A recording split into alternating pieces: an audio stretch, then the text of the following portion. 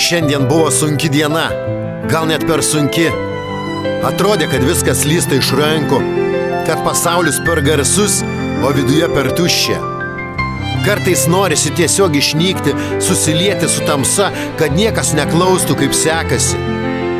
Nes ką atsakyti, kai nežinai pats. Bet kažkur giliai žinau, rytoj bus kitaip.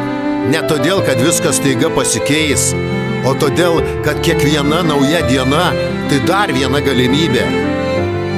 Galimybė pabandyti iš naujo. Galimybė atleisti savo ir visiems kitiems. Galimybė žengti mažą žingsnį į priekį, net jei vakar žengėjai atgal.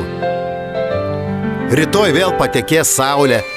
Net jei jos ir nematysiu, ji vis tiek bus. Kaip ir viltis, nes viltis tai ne pažadai, ne stebuklai. Viltis tai tylus vidinės žinojimas, kad dar ne pabaiga, kad dar galiu pabandyti, dar galiu sukurti kažką gražaus iš to, kas šiandien sugriuvo. Rytoj galbūt kažkas man nusišypsos gatvėje, gal išgirsiu dainą, kuri sušildys širdį.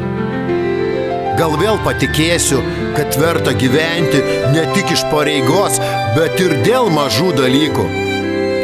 Gal rytoj pirmą kartą po ilgo laiko tyliai pagalvosiu, man jau šiek tiek geriau.